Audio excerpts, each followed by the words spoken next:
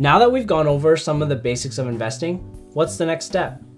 Well, you're almost ready to head to the bank and get your investment accounts set up. At this point, there's only two main things to learn: what kind of account to open and what to put in that account. In this video, we're going to compare the RRSP and TFSA investment accounts and explain how they work.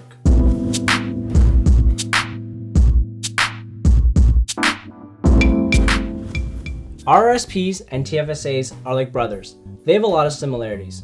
You can go to the bank and open either one, and then you contribute by depositing money into them. Using the money you've contributed, you can buy stocks, bonds, mutual funds, index funds, and mostly anything in between. RRSPs and TFSAs are what's known as registered accounts, meaning that any gains you make inside of these accounts through your investments is tax sheltered. You don't have to pay any taxes when you sell a stock or fund as long as the money stays inside the account. But of course, just like any brothers, there are a lot of differences between these two, so let's walk you through them. An RRSP is very dependent on the income that you make each year through your job. Your income determines two main things. Number one, the amount of taxes that you pay, and number two, your RRSP contribution limit. Pay close attention. When you contribute to your RRSP by depositing money into your account, your taxable income is reduced, which also means you have to pay less taxes. Let's look at an example. If you make $40,000 per year and pay taxes at a rate of 15%, you're expected to pay $6,000 to the government each year in taxes. For your RRSP, your contribution limit is 17% of that income, which is $6,800. So next year, let's say you make $40,000 again. That's another $6,000 in taxes.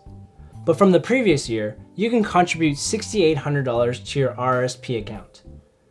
If you contribute $6,800 to your RRSP account, your taxable income is now reduced to $33,200.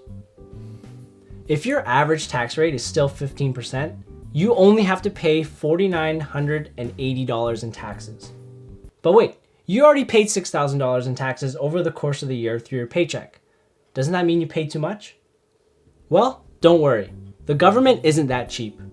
When it comes time to file your taxes in April, you'll get the amount you overpaid as a check. This is your tax refund.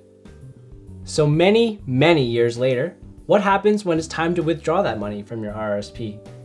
When you withdraw from your RRSP account, that money is added to your taxable income for that year. This means you have to pay taxes to the government on that amount.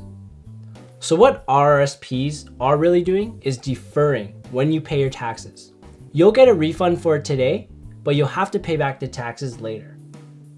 With a TFSA, everything is much more simple. The amount you can contribute to your TFSA is based on your age. The government introduced the TFSA program in 2009 and allowed us to contribute $5,000 per year.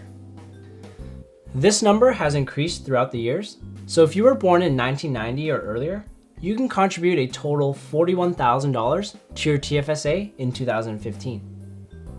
But unlike your RRSP, contributing money to a TFSA doesn't lower your taxable income. You might be wondering, then why would I want to contribute to that? I like the check that I get at the end of the year.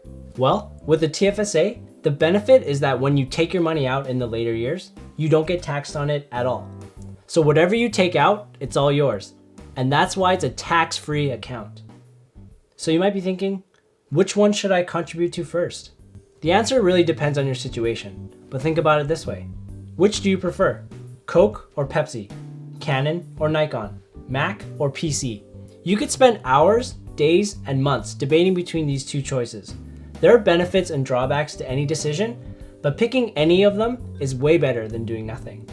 If you don't choose one and try it out, you'll never know what works best for your situation. Starting either a TFSA or an RRSP puts you well ahead of your friends that haven't done anything. So we really encourage you to just start investing in any of these accounts, just to get your feet wet. Okay, if you're really unsure, a TFSA is much more simple and is a great starting place for your investments. Thanks for watching. If you're new here, click subscribe below. Also, join our email list at youngguysfinance.com.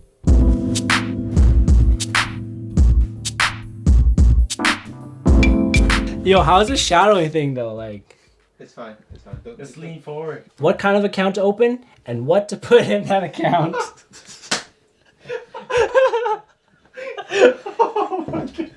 But how? No, it's